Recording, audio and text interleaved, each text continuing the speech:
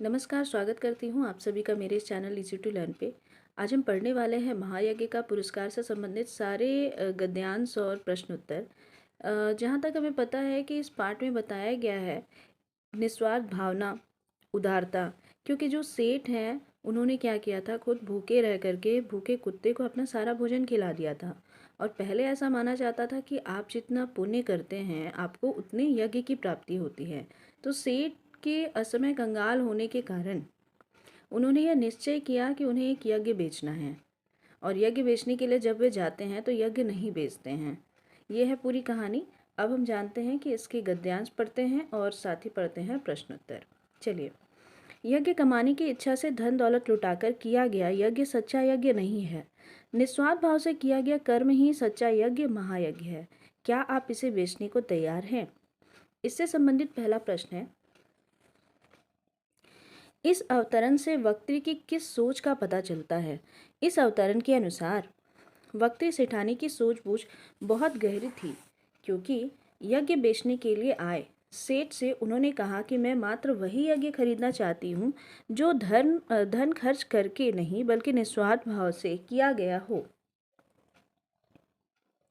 दूसरे, इस बात का भी पता चलता है कि सेठानी में निस्वार्थ और स्वार्थ को पहचानने की भी शक्ति है। यह है पहला प्रश्न।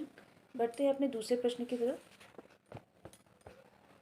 सेठ द्वारा महायज्ञ को बेचना उचित था या नहीं, अपने विचार को लिखिए।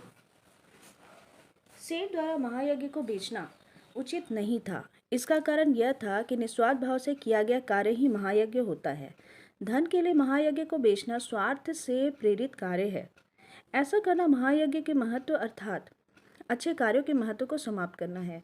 यदि कुंदनपुर के सेठानी के कहने पर सेठ ने महायज्ञ बेच दिया होता तो वह महायज्ञ न होकर के वह क्या हो जाता, एक व्यापार हो जाता, बिजनेस हो जाता।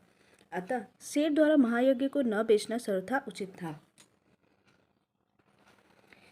इस कथन का वक्त्री और श्रोता कौन है, बताएं। वक्ता के बारे में क्या अफवाहें फैली थी? देखिए, इस कथन की वक्त्री धना सेठ की पत्नी है और वह श्रोता वह सेठ है जो किसी समय में बहुत धनी था। जैसा मैंने पहले ही आपको बताया, वह हमेशा यज्ञ आदि करता रहता था तथा गरीबों को भी दान देता था।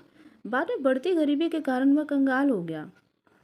वक्ता अर्थात धना सेठ की पत्नी सेठानी के विषय में यह अफवाह थी कि उसे कोई दैवी शक्ति प्राप्त है।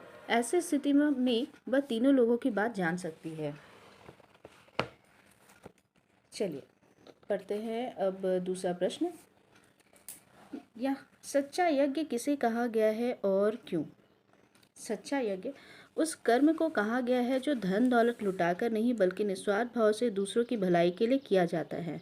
उपरोक्त गद्यांश में सेठ द्वारा स्वयं खाना न खाना और एक एक करके अपनी सारी रोटियां कुत्तों को खिलाना निस्वार्थ भाव से कम नहीं है।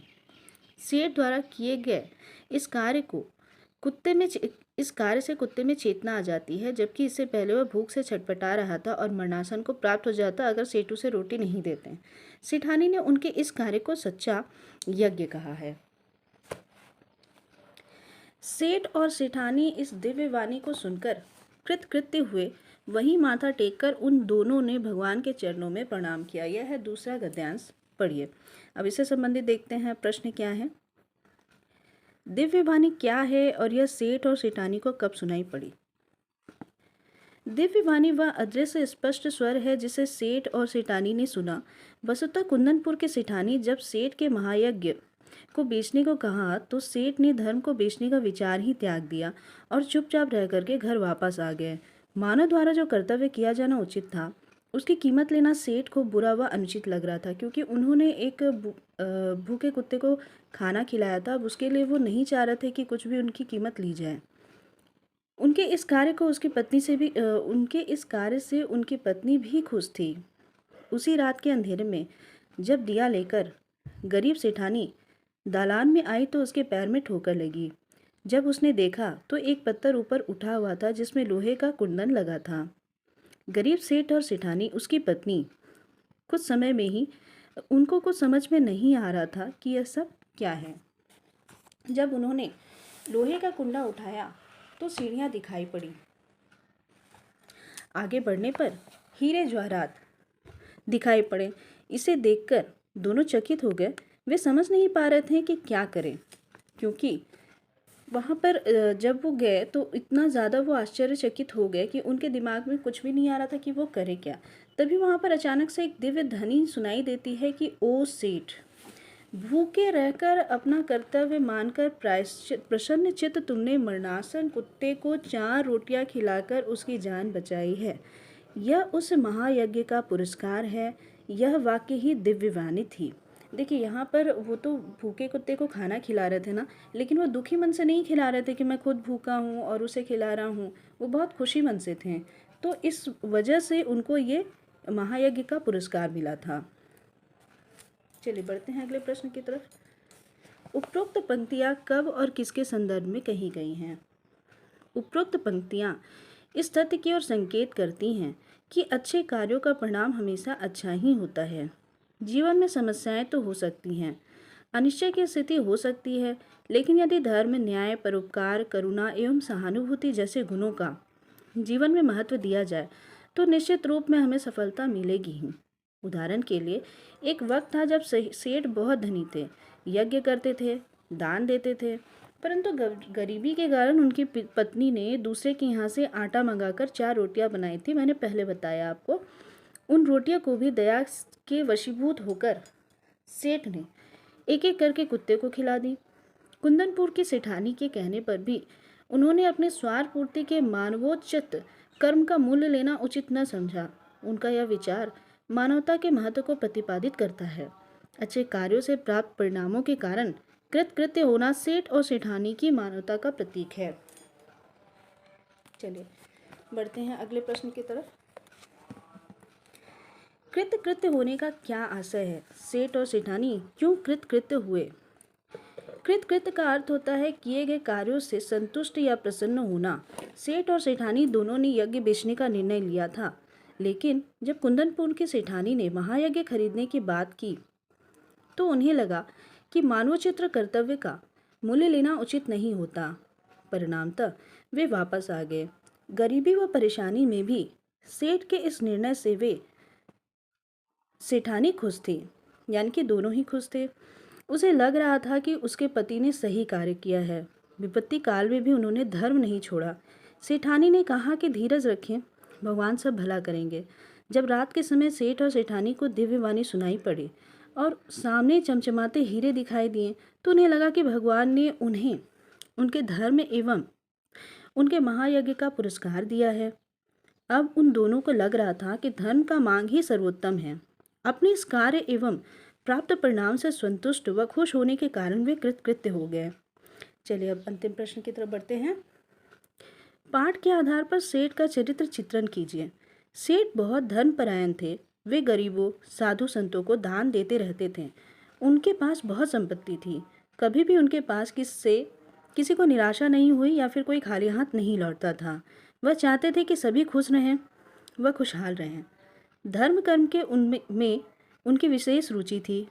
स्वयं समस्या में रहकर भी दूसरों की भलाई एवं परोपकार करना उनका अपना स्वभाव था। स्वयं भूखे रहकर उन्होंने 4 रोटियां भूखे कुत्ते को खिला दी।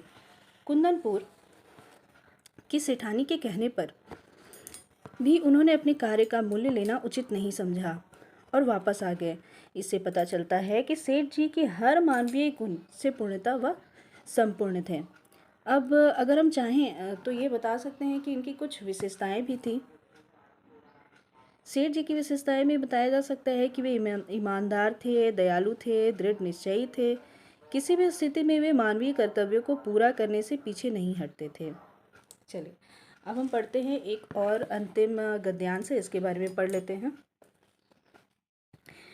पर सब दिन होत न एक समान, अकस्मात दिन फिरे और सेठ को गरीबी का मुंह देखना पड़ा। सभी साथियों ने भी मुंह फेर लिया और नौबत यहाँ तक आ गई कि सेठ व सेठानी भूखे मरने लगे।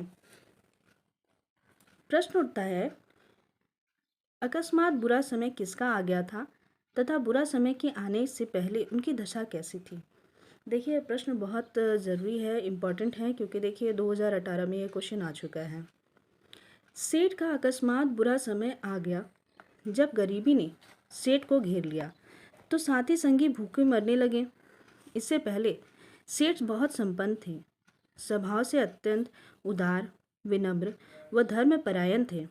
उनके दरवाजे पर सभी का सम्मान था। सेवा भावना इतनी प्रबल थी कि हर साधु को भरपेट भोजन मिलता था। भंडार का द्वार हर किसी के लिए खुला हुआ था। वे खुशी खुशी हर किसी का आदर सत्कार करते थे।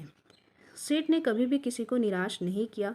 वे दीन दुखियों को हमेशा दान दिया करते थे। दूसरा प्रश्न, अपना बुरा समय दूर करने के लिए सेठ ने क्या उपाय सोचा? यह उपाय के लिए उन्हें किसके पास जाना पड़ा? समझिए। अपना बुरा समय दूर करने के लिए सेठ जी बहुत दुखी हुए। उन्होंने अपने द्वारा किए गए यज्ञों में से एक यज्ञ बेचने का निश्चय किया था। उन दिनों यह प्रथा चलती थी कि लोग अपने द्वारा किए गए यज्ञों के पुण्य का क्रय विक्रय किया करते थे। छोटा बड़ा जैसा यज्ञ होता था, उसी के अनुसार उसका मूल्य मिल जाता था। अपनी गरीबी को दूर करने के लिए सेठ को नगर के प्रसिद्ध धन्ना सेठ के पास जाना पड़ा। दूसरा प्रश्न, सेठ ने मार्ग में कौन सा महायज्ञ किया था? क्या वह वास्तव में महायज्ञ था? समझा कर लिखिए। जब सेठ धन्ना सेठ से मिलने कुंदनपुर जा रहे थे तो उसमें मौसम बहुत गर्म था। आधा रास्ता पार करने के बाद उनका शरीर पसीने से लथपथ हो गया। उन्हें भूख सताने लगी। बगीचे में बने कुएं के पास भोजन करके आराम करने के लिए वह आगे बढ़े। वह ऐसा सोच रहे थे। हाथ मुंह धोकर जैसे ही वह रोटी खाना चाहते थे, तभी पास ही एक भूखे व कमजोर हुए हो चुके कुत्ते पर उनकी दृष्टि पड़ी। उसे देखकर सेठ का हृदय करुणा से भर गया। सेठ ने एक एक करके अपने पास रखी तीनों रोटियां कुत्ते को खिला दी। आगे बढ़ते हैं। उसके परिणाम स्वरूप वह कुत्ता काफी चैतन्य हो गया। सेठ ने स्वयं भूखा रहकर भी खाना नहीं खाया, मात्र एक लोटा पानी पीकर आगे बढ़ गए। सेठ का यह कार्य वास्तव में महायज्ञ था या नहीं, यह विचारणीय है। वस्तुतः जीवन मात्र के प्रति निस्वार्थ भाव से किया गया वह कार्य किसी महायज्ञ से कम नहीं था।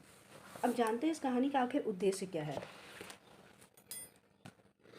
महायज्ञ का पुरस्कार कहानी का उद्देश्य मानव को मानवता की रक्षा करने तथा जीवन मात्र की भलाई व रक्षण के लिए स्वार्थ त्यागने का संदेश देती है। कहानीकार ने धर्म के वास्तविक रूप, निजी जीवन में भी मानवता के स्थान एवं सत्कार्यों के सकारात्मक परिणाम को प्रमुखता से उभारा है। इस कहानी से हमें यह सीख मिलती है कि परेशानी या समस्या में रहने पर भी न तो धैर्य त्यागना चाहिए और न ही अच्छा कार्य करने से पीछे हटना चाहिए। तो मैंने आज आपको बताया महायज्ञ का पुरस्कार और उससे संबंधित जितने भी प्रश्न थे, गद्यांश थे, सभी की चर्चा मैंने की है। मिलते हैं अगले वीडियो में। अभी के लिए धन्यवाद।